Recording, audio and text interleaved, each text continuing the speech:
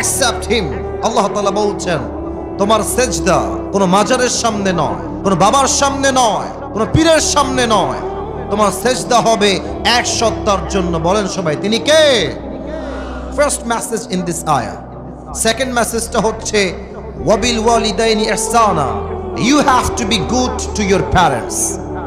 If one or both of them reached old age with you, do not repel them. আল্লাহ বলছে বান্দা আব্বা আম্মার সঙ্গে সদ্ব্যবহার করো।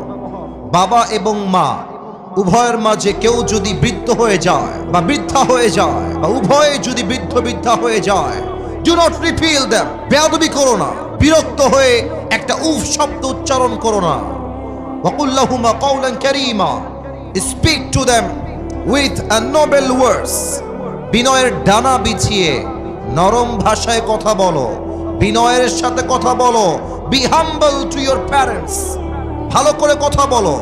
তোমার রোজা এবং তোমার ইবাদত কবুল করবে একজন। আওয়াজ দিয়ে বলেন সবাই তিনি কে?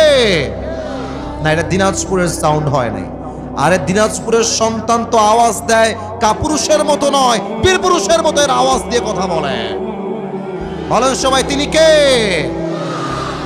অতএব অনেক যুবক আজকের মাহফিলে এসেছো, অনেক যুবক বাপ মাকে মাইনাস করে ফেলো জাস্ট একটা গার্লফ্রেন্ডের পাল্লায় পড়ে। গার্লফ্রেন্ড যাবে আসবে, মাথায় রাখবা গার্লফ্রেন্ড তোমার আপন নয়।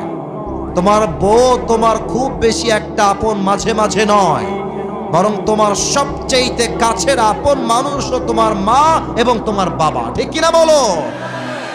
বিপদে পড়লে বোঝা যায়, বিপদে পড়লে বোঝা যায় বাপ মায়ের মতো আপন দুনিয়াতে আর সেকেন্ড কেউ হতে পারে না। ঠিক কিনা বলে?